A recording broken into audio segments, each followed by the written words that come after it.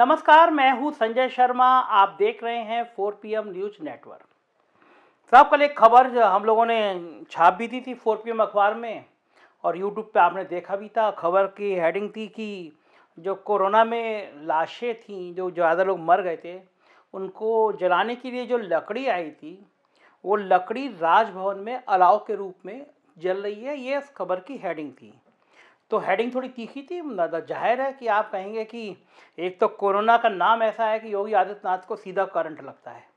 अब आप कितना ही उसको अखबार के और टीवी चैनलों के विज्ञापनों से छुपाने की कोशिश करें, कितना भी आप मंच पे कहें कि हमने कोरोना में बड़ा अच्छा काम किया, हकीकत पूरा देश जानता है कि उत्तर प्रदेश सबसे खराब राज्य था जहाँ कोरोना को इतने खराब तरीके से हैंडल किया गया। गंगा के तट पर इतनी बहती हुई लाशें पूरी दुनिया में कहीं नहीं देखी गई और भारत में तो कहीं नहीं देखी गई जितना उत्तर प्रदेश में देखी गई। हालात ये थे कि जब बैकुंठ धाम था उसके आसपास के फ़ोटो जब वायरल हो रहे थे और इतनी आग जल रही थी, ऐसा लग रहा था दीपावली हो तो शर्मसार हो रहा था उत्तर प्रदेश। कई किलोमीटर तक चिता जलाने के लिए आगे बिठा दिया गया था। तो पहले तो धमकाया गया कि साहब फ़ोटो मत दिखाओ। 4 PM अकेला ऐसा अखबार था जो सच बता रहा था कि कहाँ कहाँ हम फेल हुए हैं, कहाँ गलती रही हैं, कहाँ ठीक करना चाहिए था। तो पहले तो धमकाने की कोशिश की गई, फिर वहाँ पे वो टीन के शेड खड़े कर दिए गए जिससे फोटोग्राफर फ़ोटो ना ले पाए। तो उसी दौर में लकड़ियाँ नहीं मिल रही थी, लकड़ियाँ ब्लैक में बिक रही थी। तो फिर ये हुआ कि बहुत आरन फारन में सारी लकड़ी का डंप किया गया कि भाई लकड़ी कम ना पड़े। उसमें से कुछ लकड़ी बच गई थी। तो अब जाड़े आ गए। जाड़े में अलाव कमाई का बड़ा अच्छा साधन होता है। कितनी लकड़ी जली यहाँ पे इसका कोई हिसाब किताब होता नहीं है। जिस तरह फॉगिंग का कोई हिसाब किताब आमतौर पर नहीं होता है, तो फॉगिंग के नाम पर, अलाव के नाम पर जम के भ्रष्टाचार होता है। ये कोई नई बात नहीं है, सब जानते हैं। तो हमको पता चला कि साहब ये जो लाशें जलाने की लकड़ी आई हैं, ये गवर्नर हाउस में अलाव जलाने के काम आ रही हैं। तो मैं भी शौक, मेरे आजकल हो क्या रहा है कि 4 PM पे इस तरह की लगातार खबरें आती हैं। लोगों के मैसेज आते हैं, मेल आते हैं, फ़ोन आते हैं, लोग आ भी जाते हैं। उनको लगता है कि ये वो चैनल है ना जो डरेगा नहीं। हाँ, सबको पता है जैसे सरकार का बहुत दबाव था कि हम खबर ना छापें, हम चाहे कितना भी पैसा मांगे, मुँह मांगे, विज्ञापन देने को तैयार है, पर खबर मत छापो। हमने मना कर दिया तो फिर सरकार ने ईओडब्ल्यू की जांच कराई, 6 इंस्पेक्टरों की टीम लगाई गई। एक बहुत बड़े साहब कोशिश करते रहे मैं गिरफ्तार हो जाऊं, फिर एसटीएफ लगाई गई, फिर अखबार के दफ्तर पे हमले हुए, तमाम चीज़ें हुई। लेकिन मैंने कहा भाई अगर पत्रकारिता करनी है तो आपसे ना तो पैसे चाहिए हमें, इस शर्त पे तो बिल्कुल विज्ञापन नहीं चाहिए हमें कि आप खबर ना दिखाओ। विज्ञापन देना हो तो दीजिए, ना देना हो तो मत दीजिए। आप सोचो कभी आरटीआई में पूछ के देखना, ऐसे ऐसे अखबार और ऐसे ऐसे मैगजीन जिसका नाम भी नहीं सुना होगा आपने, करोड़ों रुपए के विज्ञापन दिए गए। हमको 5 सालों में 1 लाख का भी विज्ञापन का भुगतान नहीं किया गया। कारण ये कि आप शर्त लगा रहे थे कि आप पहला पेज पे सरकार के खिलाफ मत छापो। अब जैसे ये खबर है कि साहब ये खबर मत दिखा दो कि वहाँ पे जो लाशों की लकड़ी है वो गवर्नर हाउस के अलाव में जलने की जा रही है, ये ऐसी खबरें मत दिखाओ। अब मुझे बताइए कि क्या ऐसी खबरों से कंप्रोमाइज़ होना चाहिए? एक लकड़ी आई है वहाँ पे लाशों को, कोरोना की लाशों के लिए आई है, कुछ लकड़ी जली, अध जली, आप सब उठा उठा के अलाव में, और फिर गवर्नर हाउस के अलाव में। तो साहब खबर छपी तो हड़कंप मच गया। लखनऊ के नगर आयुक्त हैं, मुझे नहीं लगता पिछले 10 सालों में इससे ज़्यादा किसी नगर आयुक्त के भ्रष्टाचार के, करप्शन के किस्से कहीं सुने गए हों। आप किसी भी ठेकेदार को नगर निगम में जो काम करता है उससे बात करके देखिए कि कमीशन का रेट क्या हो गया। साहब ने पिछली तैनाती जहाँ जहाँ रही है वहाँ बड़े गुल खिलाए हैं, एक लंबी लिस्ट है। आप ये सोचो कि फॉगिंग चल रही है समय, मतलब ये जब टेम्परेचर गिर जाता है तो नवंबर के बाद तो फॉगिंग होनी नहीं चाहिए, लेकिन फॉगिंग चल रही है। फॉगिंग हो ही नहीं सकती, मतलब दिन में फॉगिंग का मतलब क्या है? लेकिन डीजल के नाम पर लाखों रुपए फॉगिंग के नाम पर निकाल लिए गए। इस तरह के तमाम किस्से नगर निगम में हैं साहब बहादुर के। तो जब ये खबर आई तो मैं चौंका। मैंने अपना रिपोर्टर भेजा, कैमरामैन भेजा, और चांस की बात ये थी जो लकड़ियां भर रहे थे वहाँ पे जो ठेकेदार थे, उन्होंने ऑन रिकॉर्ड कैमरे के सामने कहा कि हम नगर निगम की लकड़ियां हैं और ये राजभवन में अलाव जलाने के लिए जा रही हैं। अब सोचो जब नगर निगम की गाड़ी खड़ी है, नगर निगम की गाड़ी में भरी जा रही हैं लकड़ियाँ, आदमी कह रहा है हम राजभवन में अलाव जलाने के लिए जा रहे हैं, तो और क्या चाहिए? जो नगर आयुक्त साहब का नंबर था कंट्रोल रूम का, उस पर फ़ोन किया गया, उन्होंने बताया कि इस नंबर पर मिलेंगे, उस पर घंटी जाती रही, और नगर आयुक्त बड़े से बड़े लोगों का फ़ोन नहीं उठाते, बड़े बड़े अफसर परेशान हैं, उनका फ़ोन नहीं उठाते। कारण ये कि मुख्यमंत्री जी के करीबी एक बहुत बड़े साहब हैं, उनका वरदस्त है उनके सिर पर, तो उनको लगता है हमारा कोई बिगाड़ नहीं पाएगा, डिप्टी सीएम दिनेश शर्मा से हम बड़े करीबी हैं। ये बात नगर आयुक्त कई लोगों से कहते भी हैं, ऐसा सुना जाता है। तो अब साहब वो खबर छप गई तो भूकंप आ गया।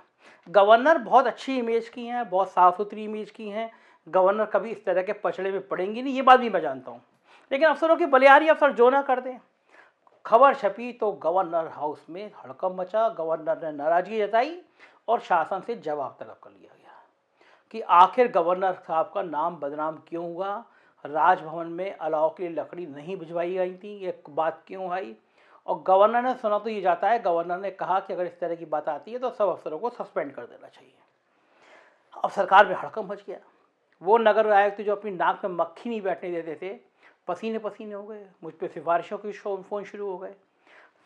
मैंने कहा साहब खबर छप गई तो छप गई, और मेरे यूट्यूब से कोई हटता कुछ नहीं है। मतलब आप ये सोचो कि आप मुझ पर प्रेशर डाल रहे हो, लालच दे रहे हो, तो मेरे यूट्यूब से आज तक कोई भी वीडियो हटा नहीं है। जो चल गया, जो आ गया वो आ गया, डिलीट कुछ नहीं होता मेरे यहाँ। तो साहब वहाँ पे तुरंत आनन फानन में एक बड़ा फर्जी टाइप का एक खंडन भिजवाया गया गवर्नर हाउस में कि साहब लकड़ियाँ बेकार हो रही थी, पड़ी थी, और जो लकड़ी के ठेकेदार हैं जो अलाव के टाइम में आते हैं उनके ठेके नहीं हो रहे। बहुत निम्न किस्म के पत्रकारों ने ये खबर छाप दी। अब हे यार, बिल्कुल क्या मतलब IAS हो, मतलब क्या पढ़ के IAS हो, थोड़ी बहुत तो बुद्धि लगाए होते। निम्न किस्म के पत्रकार, भाई साहब क्या बोलूँ, तो बोलने लायक भी नहीं यार। तुम तो पता नहीं IAS के नाम पे वैसी कलंक हुई हो। मैंने नहीं देखा इतनी छोटी उम्र में कोई आदमी इतना धंधा करते हुए। खैर, तुम्हारी व्यक्तिगत ज़िंदगी है, जो करो अच्छा करो या बुरा करो महाराज, करो। तो साहब बेचैनी पैदा हो गई और नगर आयुक्त साहब को लगा कि तो मामला गड़बड़ा गया, सस्पेंशन हो जाएगा इस मामले में। तो साहब वो खंड जारी किया कि हमने नहीं कहा गवर्नर हाउस में। अब ये हुआ साहब, उन्होंने और अफसर को लिख के भिजवाया कि जो है ऐसी कोई बात नहीं थी और लकड़ी बेकार पड़ी थी, गवर्नर के यहाँ जाने की कोई बात नहीं होती, और हम 4 PM को नोटिस दे रहे हैं और फिर बाद में मुकदमा दायर किया जाएगा। ये गवर्नर भेजी गई बड़े साहब को। आजकल मेरे सूत्र बहुत अच्छे हैं, जो इन साहब ने भेजी थी वो टिप्पणी की फ़ोटोकॉपी मुझ पर आ गई। किताब इन्होंने ये लिख के भेजा। मैं हंसा, मैंने कहा कि ही इस तरह की धमकियाँ वमकियाँ, मुकदमा हम तो सालों हो गए झेलते। गायत्री प्रजापति थे, उन्होंने आदमी ने 21 लीगल नोटिस दिए मानहानि के। जब हम छापते थे एक नोटिस आ जाता था, हमने कहा तू नोटिस भेजते रहो, हम छापते रहेंगे, सच छापते रहेंगे। मुकदमा कभी नहीं कराया। तो मैं तो नगर आयुक्त जी से कहूँगा, आगे बताऊँगा मैं क्या कहूँगा। खैर, जब ये हुआ कि इन्होंने लिख के भेज दिया, फिर हुआ कि साहब इन पर मुकदमा भी करना चाहिए। ये मेरे इतिहास में पहली बार हुआ कि मैंने खबर छापी 4 बजे और 6:30 बजे तक वकील का मेरे पास मानहानि का नोटिस आ गया। जो नगर निगम के वकील साहब होंगे उन्होंने एक नोटिस। और वकील साहब क्षमा कीजिएगा, थोड़ी मेहनत करके वकालत कीजिए। मैंने इतना सतही लीगल नोटिस आज तक नहीं देखा, कुछ था ही नहीं उस नोटिस में। तो मतलब नगर निगम को थोड़े अच्छे वकील, मतलब जो थोड़े पढ़ाई लिखाई करके, हो सकता है वकील साहब को टाइम नहीं मिल पाया हो, कहा गया वो बस केवल फॉर्मेलिटी में दे दो कि पीठ पत्रकारिता करते हैं और गलत खबर छापते हैं। पूरे नोटिस में ये नहीं लिखा कि वो लकड़ी राजभवन में नहीं गई थी। एक लाइन ये भी लिख देते ना, ये कहीं नहीं लिखा गया कि लकड़ी कहाँ से उठाई गई, कहाँ गई, अलाव के लिए कितने पैसे आए थे, कहाँ अलाव जल गए इन पैसों के, कहीं नहीं लिखा गया नोटिस में। मजे की बात ये नोटिस मुझे व्हाट्सएप पे आ गया। मैं कहा ठीक है, मेरा लीगल टीम है और मेरे पास मुझे फ़ख्र है कि मेरे पास ऐसी लीगल टीम है जो LLM टॉपर है, LLB टॉपर है। हैदर भाई मेरे दोस्त हैं, आज तक मुझसे 25 पैसे भी नहीं लिए वकालत करने के, चाहे मेरा मुकदमा हो चाहे नोटिस हो। मतलब वो बिल्कुल जिंदा दिल इंसान है, उनसे काबिल वकील शायद उत्तर प्रदेश में, लखनऊ में मैंने देखा नहीं। मतलब मेरी तमाम रेट ऐसी है जो उन्होंने की और जिसके बाद पसीने पसीने आ गए सबको। तो क्या हैदर भाई पढ़ के हंसे, बोला आप चिंता मत करिए, हमारा जूनियर ही लड़का यशव है, बहुत तेज है, वही बना देगा इसका जवाब। तो लेकिन मैं मज़ेदार बात ये हुई कि 4 बजे 4 PM की खबर छपी, 6 बजे तक मेरे पास वकील साहब का व्हाट्सएप पे नोटिस आया और 7:30 बजे मेरा स्टाफ बाहर गया मेरे ऑफिस के, तो देखा वहाँ पे मेरे बाहर बोर्ड पे नोटिस चिपके हुए हैं और लिफाफे वही चिपका हुआ, लिफाफे में लिखा कि लिखने से मना किया गया। मैं शौका, मैंने ये नोटिस बाहर को चिपका दिया। मेरा दफ्तर तो रात के 9 बजे तक दफ्तर में नेता वेता सब आते रहते हैं। तो मैंने वो वीडियो रिकॉर्डिंग निकलवाई, मैंने चीफ सेक्रेटरी को शिकायत कर रहा हूँ कि लीगल नोटिस को बाहर को चिपकाना और ये लिख देना कि लेने से मना किया गया, ये गलत है, कानून के हिसाब से काम करना चाहिए। तो वो जो चेहरे भी आ जाएंगे जो चिपका रहे हैं, दफ्तर खुला हुआ है, लोग आ रहे हैं जा रहे हैं, और जो साहब चिपका रहे हैं वो मेरे ऑफिस में एंटर नहीं किए, ये भी रिकॉर्ड में है। तो मैं भी इसकी शिकायत करूंगा कि इस तरह का झूठी बात नहीं करना चाहिए। ऑफिस में आते हैं, मेरे ऑफिस में लीगल नोटिस, मुकदमे का नोटिस, कुछ भी दीजिए सब रिसीव होगा, क्योंकि मैं 100% विधि सम्मत से काम करने वाला हूँ। एक और आईपीएस अफसर है, उन्होंने मुझे लीगल नोटिस दिया, डिफॉर्मेशन सूट का सूट दायर किया। मुझे अच्छा लगा, भाई आप मेरी किसी खबर से आपत्ति है आपको तो जो संवैधानिक राइट है आपके वो करिए। आप प्रेस काउंसिल में शिकायत करिए, आप डिफॉर्मेशन का सूट दायर करिए, मैं साक्ष्य दूंगा, प्रेस काउंसिल में दूंगा, डिफॉर्मेशन का सूट दायर करूंगा। लेकिन होता क्या है, अब मैं आपको कहानी बताऊँ, ये नोटिस दिए क्यों जाते हैं। जब मैं भी रिपोर्टर था एक ज़माने में, तो एक मानसिकता समझिए अखबार का सेटअप काम कैसे करता है।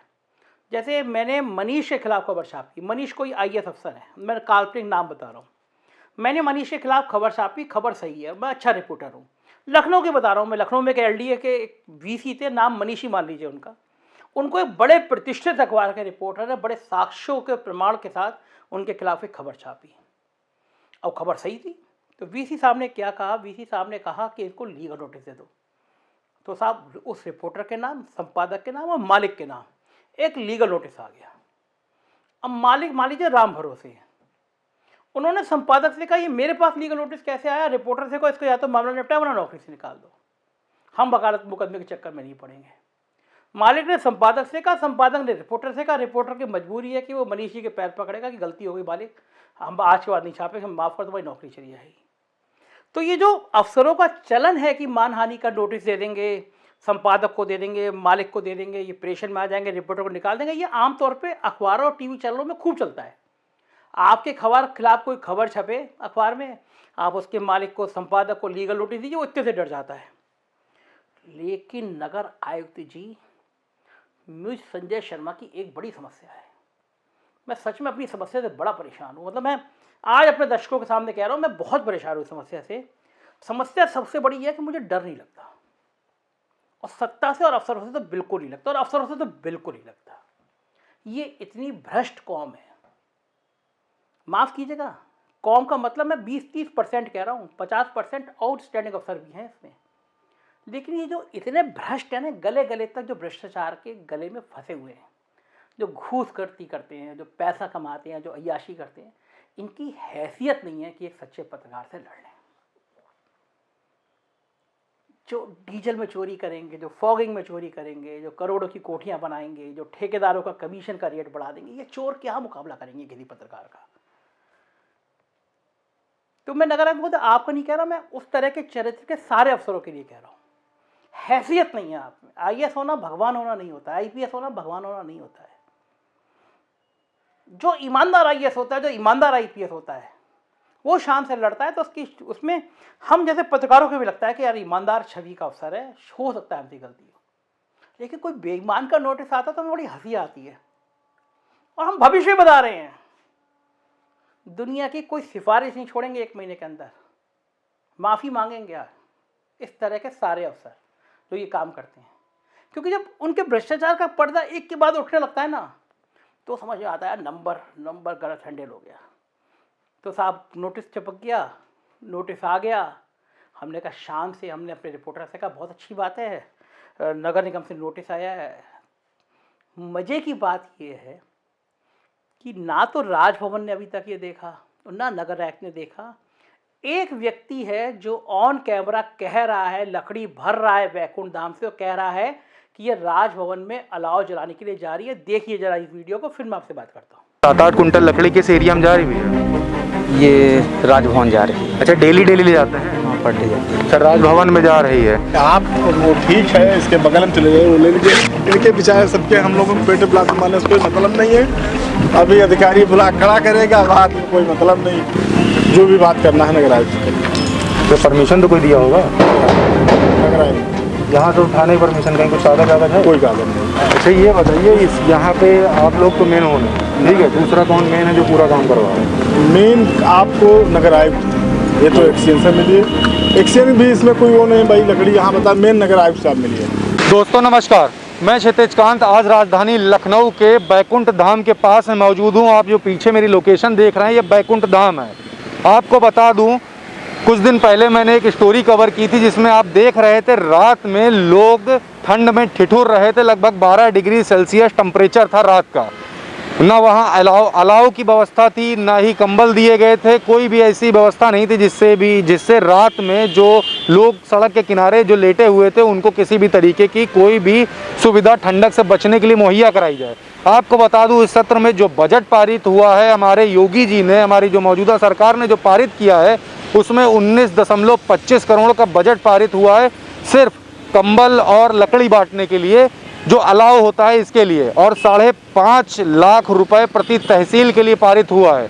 और आपको दिखा दूं, यहाँ कुछ दूर की जो दृश्य है वो ये है कि नगर निगम की जो गाड़ियाँ हैं, कैमरामैन से कहूँगा जरा उधर जरा फोकस करें, जो नगर निगम की गाड़ियाँ हैं वो आ करके बैकुंठ धाम की लकड़ियाँ यहाँ से बटोर रही हैं या फिर उसको ले करके जा रही हैं, अलाव के लिए उसको प्रयोग करेंगी। आपको अंदर भी लेकर चलूँगा और दिखाऊंगा वहाँ की स्थिति क्या है, और ये भी कोशिश करूँगा कि वहाँ पर जो लोग जो लकड़ी भर के जो लेकर जा रहे हैं उनसे भी हमारी बात हो और उनसे भी जानूँ ये लकड़ी ले जाने के लिए परमिशन कहाँ से इनको मिली है, और ये जो लकड़ी लेकर जा रहे हैं वो किस प्रयोग के लिए लेकर जा रहे हैं, क्योंकि ये लकड़ियाँ साफ तौर से आपको बता दूं, यहाँ पे जो लोग की जो डेथ हो जाती है उनके लिए ये प्रयोग होती है।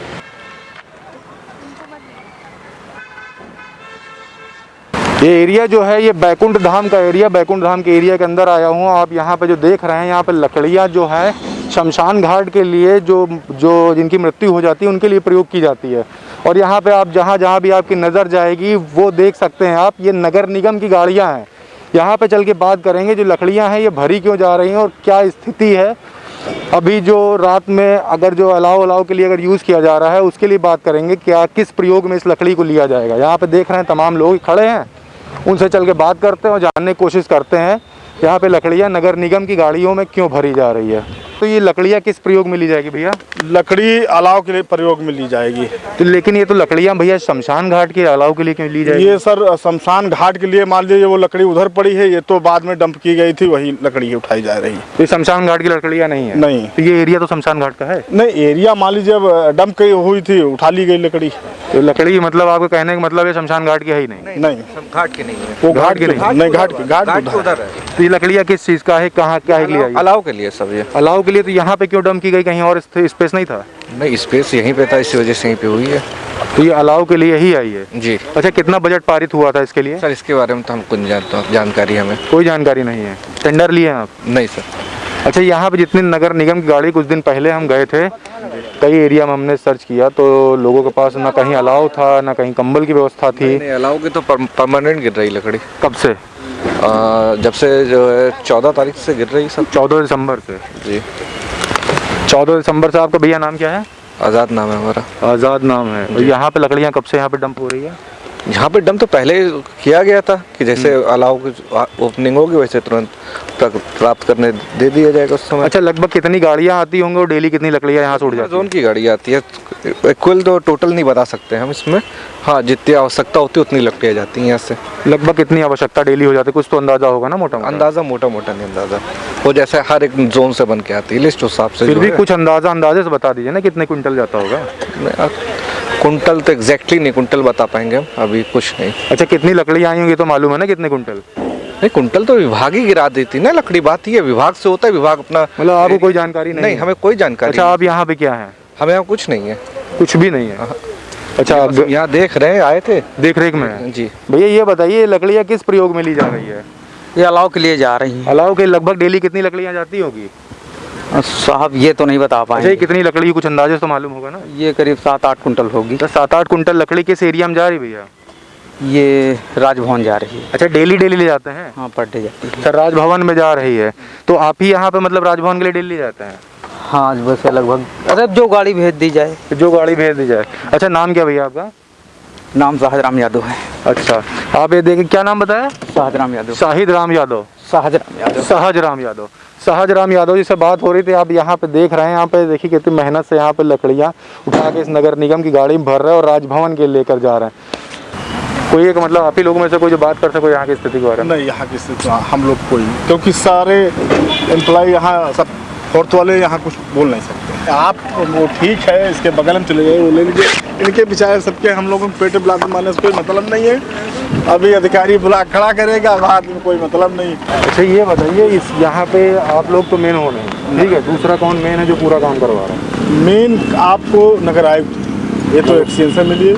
एक्सचेंज भी इसमें कोई वो नहीं भाई, लकड़ी यहाँ बता मेन नगर आयुक्त साहब मिली है, जो भी बात करना है नगर आयुक्त से करना है। तो परमिशन तो कोई दिया होगा नगर आयुक्त यहाँ से उठाने की परमिशन, कहीं कुछ कागज वागज है? कोई कागज नहीं। तो ऐसे मौके कोई गलत बात है तो भाई ये मान लीजिए कागज गया होगा तो आर विभाग देखेगा पूरा। बल्ली लाते ले जा। तो कहाँ ला दी? तो लकड़ियाँ तो शमशान की है, तो वाकई ये तो बात सच है।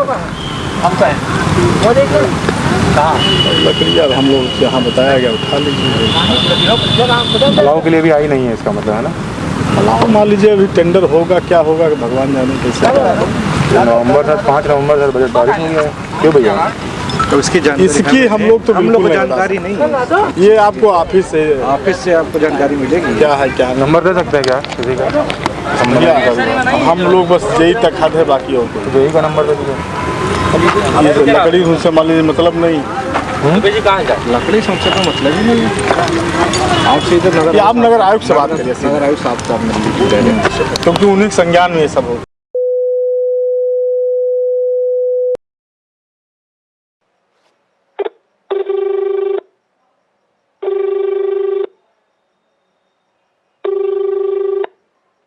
हेलो नगर निगम कंट्रोल रूम।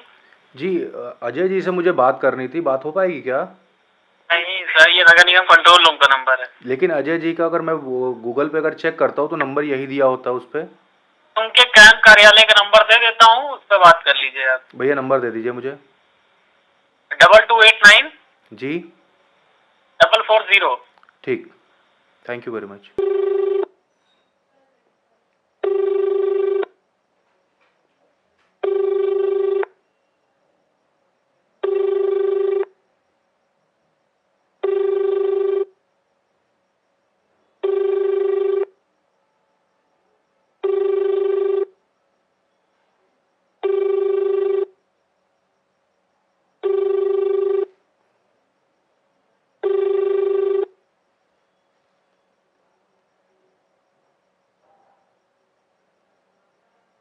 ये देख रहे हैं आप, ये बैकुंठ धाम के अंदर का एरिया, और देखिए किस तरीके से लकड़ियाँ यहाँ पर लोग भर रहे हैं। ये कर्मचारी हो सकते हैं या फिर ड्राइवर हो सकते हैं जो लकड़ियाँ भर रहे हैं अलाव के लिए। आपने देखा यहाँ पर किसी ने हमसे बात करने की कोशिश नहीं की। ये आप देख रहे हैं नगर निगम की गाड़ी, और आपको कहूँगा कैमरामैन से कहूँगा कि हर तरफ दिखाएं कि यहाँ पर किस तरीके का माहौल है और लोग यहाँ पे क्या कर रहे हैं। ये पूरा जो आप लोकेशन देख रहे हैं ये बैकुंठ धाम के अंदर की प्लेस है। कुछ ही दिन पहले जब सेकेंड वेव आई थी तो आप जान रहे हैं किस तरीके से लकड़ियों की कमी पड़ गई थी और महंगे महंगे दामों पर लकड़ियाँ बेची जा रही थी। इस समय थर्ड वेव आई हुई है। मैं धीरे धीरे कोशिश करूंगा बाहर निकलने की, लेकिन आपको फिर से बता दूं थर्ड वेव आ चुकी है। लोग हैं इस समय बाहर नहीं निकल रहे हैं। और आपको सेकंड वेव की याद दिला दूं, जिस समय आई थी हर तरफ गंगा में लाशें बह रही थी, लकड़ियां नहीं मिल रही थी लोगों को। और देख रहे हैं यहाँ पे किस तरीके से लकड़ियों की चोरी हो रही है। आपको बता दूँ 19.25 करोड़ रुपये बजट में पारित किए गए हैं और लगभग 5.5 लाख रुपये हर तहसील में दिए जा रहे हैं ताकि का अलाव की और कंबल की व्यवस्था करी जा सके। ले आपको बता दूं कुछ ही दिन पहले मैंने पूरे लखनऊ में लगभग एरिया का पूरा भ्रमण किया था और आपको दिखाया था किसी भी चौराहे पर कहीं पर भी अलाव की ना तो व्यवस्था थी, और जिन लोगों से बात की थी रात के समय उस समय ना तो कंबल मिले थे। और यहाँ पर देखिए हर तरफ जहाँ जहाँ आपकी नज़र जाएगी वहाँ आप देख सकते हैं नगर निगम की गाड़ियाँ खड़ी हुई है और ये सब गाड़ियों में लकड़ियाँ भरी जा रही हैं अलाव के लिए। जो पारित किए गए जो पैसे हैं बजट के, वो पैसे कहाँ गए, सबसे बड़ा प्रश्न तो ये है। और ये सब मुर्दों की लकड़ियाँ जो यूज़ करी जाती है अंतिम संस्कार के लिए, उनको अलाव के लिए दे रहे हैं। और देखिए सामने किस तरीके से सारी लकड़ियाँ बटोरी जा रही हैं शमशान की। और ये भैया देखिए धीरे धीरे आगे बढ़ रहे हैं भरने के लिए। और ये जो नगर निगम की गाड़ियाँ हैं ये सब शमशान की लकड़ियाँ भर के लखनऊ के कोने कोने लेकर जाएंगे और लोगों के पास पहुँचाएँगे। सबसे बड़ी बात आश्चर्य की तो ये भी है कि जो मृत्यु के बाद जब जलाए जाते हैं उसके बाद जो लकड़ियां जो जली हुई अधजली जो बच जाती है उसको भी ये सब लोग अलाव के लिए प्रयोग कर रहे हैं। पूरा एरिया बैकुंठ धाम का है। कितना शर्मनाक मंजर है। हमसे लोग बात करने के लिए इतरा गए, मतलब नहीं बात करना चाहते थे हमसे। और साफ साफ यहाँ पर देखिए किस तरीके का माहौल है। बताया ये भी गया कि नगर आयुक्त के परमिशन से ये लोग यहाँ पर काम कर रहे हैं, लेकिन इनके पास कोई भी लिखित परमिशन नहीं थी। सबसे बड़ी बात तो ये है। तो आपने देखा अंदर की स्थिति क्या थी। नगर निगम की गाड़ियां थी और नगर निगम की गाड़ियों पर जो लकड़ियां थी वो भरी जा रही थी। इनको ये तक नहीं मालूम है लोगों को कि कितनी लकड़ियां ये लोग भर रहे हैं। कुछ लोगों से मैंने कोशिश की बात करने की, उन लोगों ने बताया कि जो लकड़ियां हैं ये सब अलाव के लिए ले जा रहे हैं। और यहाँ पे देख रहे हैं सामने ही बैकुंठ धाम है। ये जो लोकेशन है बैकुंठ धाम की लोकेशन है। साफ तौर से जाहिर है कि जो लकड़ियाँ आई हुई हैं वो सब बैकुंठ धाम में जिनकी मृत्यु हो जाती है उनको जो अंतिम संस्कार किया जाता है उसके लिए आई हैं। लेकिन सबसे बड़ा प्रश्न ये है कि जो बजट पारित हुआ वो बजट गया कहाँ। आपको धरातल की पूरी स्थिति दिखाऊंगा और सच्चाई दिखाऊंगा धरातल पे हो क्या रहा है। जो आपने देखा अभी वो सबसे बड़ा आश्चर्य था। थर्ड वेव आ चुकी है, ओमिक्रॉन आ ही चुका है और आपने सेकेंड वेव में देखा लकड़ियाँ कितनी कम पड़ रही थी। इस समय जो बजट जो पारित हुआ है वो बजट कहाँ गया, ये बड़ा प्रश्न है। मैं हूं क्षितिज कांत, कैमरा पर्सन योगेश के साथ 4 PM न्यूज़ नेटवर्क के लिए। देखा आपने, अब ये व्यक्ति मेरे यहाँ का कर्मचारी नहीं है। नगर निगम की गाड़ी में जो भर रहा है वो आपका ठेकेदार होगा, जो आपका कर्मचारी होगा। वो सारे लोग जो ऑन कैमरा कह रहे हैं हमारी नौकरी चली जाएगी, नगर आयुक्त का संदेश है। चैलेंज है नगर आयुक्त साहब, केवल नोटिस से काम मत चलाइएगा, मुकदमा जरूर करिएगा, जरूर करिएगा। मैं फिर कह रहा हूं, आमतौर पे लोग डिफर्मेशन का नोटिस डाल के गवर्नर आपको सस्पेंड ना कर दे इसलिए अपना फेस सेव करना चाह रहे हैं। मैं आपको चैलेंज कर रहा हूं, इस नोटिस के बाद आप मुकदमा मुझ पर जरूर करिए, जिससे मैं अदालत के सामने साक्ष्य रख के ये बात करूं कि कुछ इस तरह जांच होनी चाहिए। जो ये पैसा मालूम करे कि गरीबों के लिए जो अलाव आया हुआ उसकी लकड़ी कौन खा रहा है। मैं ये मांग करूंगा कि जो गरीबों की लाशों पे महल बनते हैं, अफसरों की संपत्ति की जांच कौन करेगा। मैं ये मांग करूंगा कि नगर निगम में कमीशन बढ़ गया है तो इसकी जांच कौन करेगा। और मैं मांग करूंगा कि दिसंबर के महीने में दिन में अगर फॉगिंग के नाम पे डीजल की चोरी हो रही है तो इसकी जांच कौन करेगा। अदालत में आना चाहिए, ये सारी चीजें होनी चाहिए, जांच होनी चाहिए। बड़ी अच्छी बात है यूपी में एक अच्छा चीफ सेक्रेटरी आया है। मैं उससे कहूंगा, ये पूछूंगा किसी अखबार के दफ्तर में जो सारा कैमरा है, मैंने तो कैमरे इसीलिए लगा रखे हैं, सब इंटरनेट से वाईफाई से इसीलिए जोड़ रखे हैं कि आप मेरा जो पूरा डिब्बा भी उठा के ले जाओ तब भी चीजें मौजूद रहें। बाहर नोटिस चिपका के जा रहे हो, कहते हो लेने से मना किया, साक्ष्य है मेरे पास में, आप अंदर नहीं आए मेरे दफ्तर के। झूठ की इमारत पे खड़े होकर किसी एक अच्छे पत्रकार से आप कैसे लड़ सकते हो। ये वीडियो देख के बताओ ना, ये कौन व्यक्ति है, क्यों नहीं गिरफ्तार हुआ अभी तक, जो ये कह रहा है कि राजभवन में हम अलाव जलाने के लिए लकड़ी ले जा रहे हैं। राजभवन ने प्रेस नोट जारी कर रहा है, मुझे भेज रहा है राजभवन कि हमारे यहाँ कोई ऐसी बाहर की लकड़ी नहीं आती, हम सोलर एनर्जी पे काम करते हैं। तो कौन व्यक्ति है जो गवर्नर की छवि को तार तार कर रहा है। हिम्मत कैसे पड़ गई जो नगर आयुक्त के नाम लेके कह रहा है कि हम राजभवन में अलाव जलाने के लिए लकड़ी ले जा रहे हैं। आपको अपने भ्रष्टाचार में गवर्नर को खींचने की जरूरत क्या है। मैंने क्या गलत किया।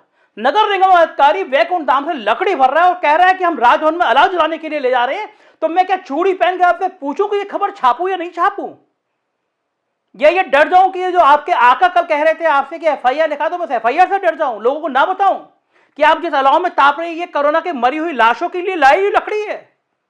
मैं गोदी मीडिया नहीं हूं महाराज। ईश्वर करे मेरा अखबार अपना चैनल मेरा उसी दिन बंद हो जाए जिस दिन मैं गोदी मीडिया हूं। मैं आंखों में आंखें डाल के बात करने वाला पत्रकार हूं और आप जैसे अफसरों की हैसियत बताने वाला पत्रकार हूं। उन अफसरों से बिल्कुल नहीं, उन अफसर नेताओं से मैं बिल्कुल नहीं डरता जो भ्रष्टाचार के दलदल में गले गले तक फंसे रहते हैं।